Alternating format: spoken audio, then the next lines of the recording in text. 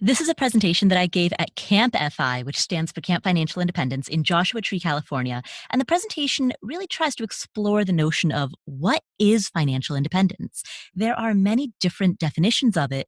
So, what is it exactly? What does it mean? Well, to answer this, let's first explore what it's not. Now, many people use the acronym FIRE to refer to financial independence, retire early. And the concept behind this is that once you reach financial independence, meaning I guess the topic of this is how do you define it? But for this purpose, we will define it as the point at which you could retire early. You have enough money coming in from passive sources of income that you could retire early. Some people lump these together. So FIRE, that acronym is Financial Independence Retire Early, because financial independence is, in their minds, the key that allows you to retire early. However, I disagree with that definition because I do not believe that retirement should be associated with reaching financial independence. Reaching financial independence is a one particular distinct thing, which we'll discuss exactly what that means in the rest of this video. And then once you've reached financial independence, retiring is one of many possible outcomes that might emerge from it. So it seems to me to be a mistake to presume the outcome, because retirement is one of many outcomes, but you could reach financial independence and remain employed. You could reach financial independence and roam the earth, go travel. You could do absolutely anything. You could reach financial independence and go to clown college. You could reach financial independence and become a professional dog trainer. Why presume the outcome? Why presume what a person might do after they reach financial independence? That doesn't make any sense to me. And so I first and foremost advocate separating the FIRE acronym and getting rid of the RE, because not everybody who is striving for FI necessarily wants RE. And granted, this may be an issue of semantics. It might be that some people have their own definition of the word retirement. But I think that particularly for people who have full-time 9-to-5 W-2 salaried positions that they intend to keep, I don't think that by any stretch of the imagination you could consider that person to be employed. If they are working for I don't think by any stretch of the imagination you could consider that person to be retired if they are employed full time, even if they have reached financial independence.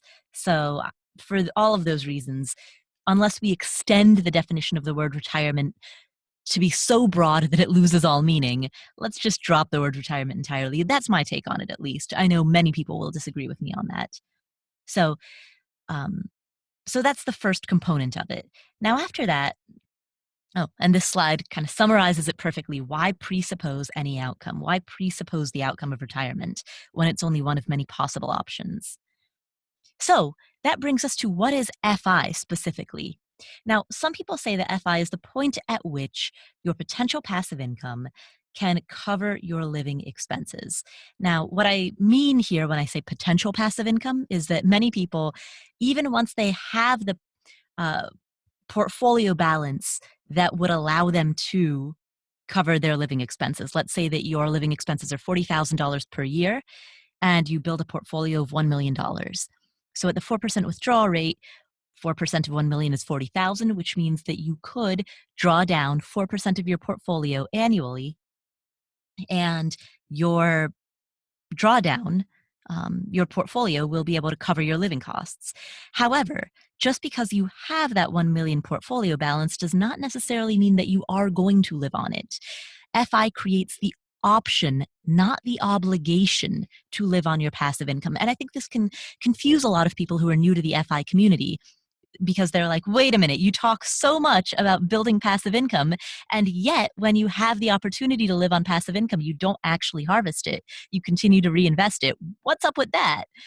And that's absolutely true. Oftentimes people who are ambitious enough to grow a 1 million balance in their portfolio, or to buy enough rental properties that they could self-sustain from rental income, are often people who don't necessarily want to harvest that passive income once they can. So So that's why I say potential passive income, the point at which you could, not that you are obligated to, but the point at which you could live on passive income and have that be sufficient to cover your living expenses. That is probably a good mathematical working definition of FI. The problem with this definition, however, is that your living expenses are going to change throughout your life. They will go both up and down. Maybe you will have children. Maybe your children will become adults and become self sufficient. Maybe you will have higher medical expenses in the future. Maybe you're currently having high medical expenses and they will be lower in the future. Any number of things could happen that aren't necessarily based on discretionary purchases. They're not necessarily based on lifestyle inflation. There are real needs and real reasons why your living expenses may either increase or decrease, or most likely some combination of both in, roller coaster volatility throughout the course of your life. Maybe you'll become the primary caregiver for a grandparent or a sibling or a parent, or maybe you will, any number of things could happen. So, by virtue of defining FI based on living expenses, we are necessarily basing FI on a fluctuating number. And that means that FI itself fluctuates. So it's sort of a workable definition, but also one that has a lot of problems with it. Some other people say that FI is the point at which your net worth equals 25 times your annual spending. And the premise behind this is, again, the 4% withdrawal rate. If you are withdrawing 4% of your portfolio per year, that's 4% in year one and then 4% adjusted for inflation every subsequent year, then as long as you save 25x your annual spending, your portfolio balance will be sufficient enough to be able to sustain that 4% withdrawal rate. So there are many people who say that you reach FI when your net worth is 25 times your annual spending. Again, the problem with this is that your annual spending is going to change throughout the course of your life. And so by pegging FI to this number, because this number is fluctuating and dynamic, that means that FI itself, if this is how we define it, is also fluctuating and dynamic. And maybe that is the answer, or maybe not. Let's continue to explore. So, zooming out, big picture here, your spending is variable, and therefore tying the definition of FI to your spending rate results in the benchmark of FI also being variable. As this is kind of the big picture of the what I'm saying here, the problem, if you choose to see it as a problem, which you may or may not, of defining FI in this way. Now, there are concepts in the FI community called lean FI and fat FI. So, lean FI is the notion of having a never ending emergency fund. And essentially, what this means is that your potential passive income is enough that it could cover your basic bare bones living expenses. It might not necessarily be the lifestyle that you want, but it's enough to ensure your survival. And I actually really like the idea of lean FI because a big piece of the notion of FI is what happens. Just walk through a hypothetical example for a moment. What happens if somebody that you love receives a terminal illness diagnosis and you discover that this person has, in most likely, maybe about 1 to 2 years to live, and you want to spend as much time with this person as possible? What would you do? Well, in many cases, many people would want to quit their jobs so that they could be with this person 24 hours a day for the last remaining year of their loved one's life. And lean FI, would allow you to do that. It would allow you to have a never-ending emergency fund. Now, this is different than just having an emergency fund of 1 year's worth of expenses. Let's say this person has 3 to 5 years to live. Um, this would be a never-ending emergency fund, and it wouldn't necessarily be a lifestyle that you want. Maybe you would have to rent out your current home and move into some cheap, squalid little college student level apartment. Maybe you would rent out your primary home and move into an RV. But if you're in a situation in which tragedy forces perspective, then you're not going to care about the fact that you're living in some student apartment. You're not going to care about the fact that you can't go to restaurants or buy new clothes because there's something more important at hand. And so lean FI, is the notion of having a portfolio or a net worth that is sufficient enough that it could see you through a time like that indefinitely, forever. Um, and I really like that idea. There's a lot of peace that comes with developing a large enough net worth that you would be able to see yourself through such a such a period. So that is the notion of lean FI. And the notion of fat FI, by contrast, this is also a notion that is discussed a lot in the FI community, is a portfolio that is large enough that it would be a never-ending supply of money that would allow you to live whatever comfortable, borderline lavish lifestyle you are accustomed to. A nice home with big floor to ceiling windows and stainless steel appliances and frequent travel and restaurant dining and clothing and nice cars and all of the creature comforts. That's the notion of fat FI. So those are two distinctions that are often made within the community. Um, Now, how much money would that require? Well, I mean, that's entirely subjective because what is comfortable or luxurious often depends on where you started from and also where you live. If you are living in Thailand, in some parts of Thailand, or in um, Cambodia or in Nepal, $30,000 or $40,000 a year as a single person living in Phnom Penh would certainly give you enough for massages and restaurant meals and all of that. On the other hand, if you have a larger family or if you live in an expensive city in the United States, um, like in Chicago or Seattle, I mean, then Fatify for you might be $250,000 a year. So the problem with Fatify is that it is so subjective. There is no upper limit, and so much of it depends on where you live, what country you live in, and what state, and also your point of view. If you're accustomed to um, a much leaner lifestyle, then 40,000 a year can feel quite luxurious. So, um, lean FI, which is a notion that I'm very sympathetic towards, is that, as I mentioned, that concept of having enough potential passive income to cover the basics for a reasonable life. And the amount that that requires is very much open to interpretation. There's a blogger by the name of Jacob. He writes a blog called Early Retirement Extreme. He lives on $7,000 per year. Now, that's just for himself. He's married, but he and his wife have separate finances. And his half of it, his share of it, is $7,000 annually for himself. And he lives in Chicago. He lives in the United States. That is extreme. It is, as his blog says, as the title of his blog promises, he is absolutely extreme in that amount.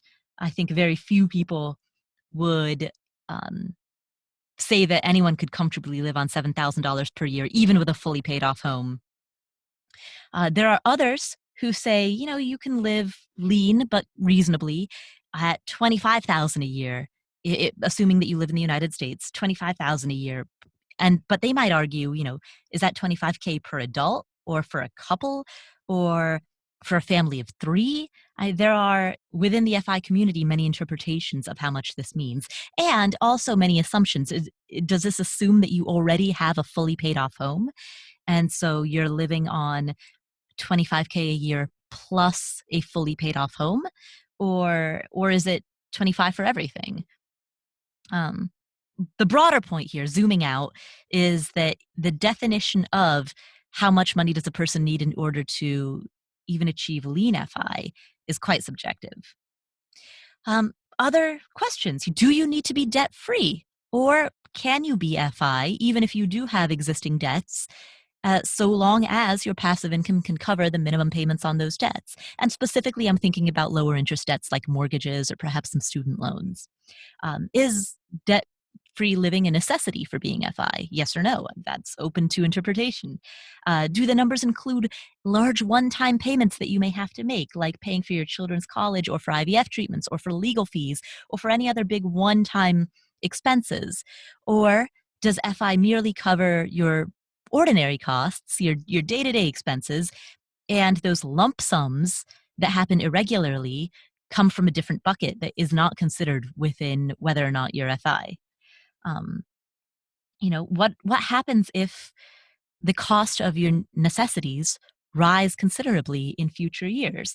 Could you be FI in a particular year, and then let's say health insurance rates go up by 500 a month, and your portfolio balance is not enough that you could, on the 4% withdrawal rate, or your rental property income is not enough that based on the rental income alone cover the health insurance bill. Does that extra 500 a month suddenly mean that you're no longer FI? Or, or if we're talking about just a few $100s a month, which you could make from some sort of a side hustle, are you still FI, even though you're not entirely covering all of your costs from your portfolio withdrawals or your passive income? These are all questions that kind of speak to how muddy the definition of FI can be. And so, the broader lesson is that even the amount that you would theoretically need for something like lean FI, which in theory should be the least subjective number, is itself quite wide ranging, quite controversial. And for all of these reasons, I don't think the FI can be quantified. I have come to believe that FI is a feeling rather than a number. And so I've started playing with the definition a little bit. And here are a couple of ideas. I'm not attached to anything, these are just some ideas worth exploring. One notion is that financial independence is the point at which, actually, I've changed that to the state in which, since it's more of a state of being, but the state in which your potential passive income, typically through investments, is enough that you could make decisions from a place of hope rather than fear or obligation or the need for survival. Um, I say could make decisions or can make decisions because I'm not in any way implying that financial independence is the cure for fear. Fear is fear, and you could feel anxious no matter how large your portfolio is.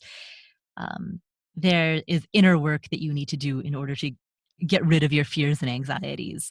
But financial independence could be possibly defined as the state in which your potential passive income, typically through investments, though not always, is enough that rationally you could make the case that that fear could go away because your passive income is enough to assuage you.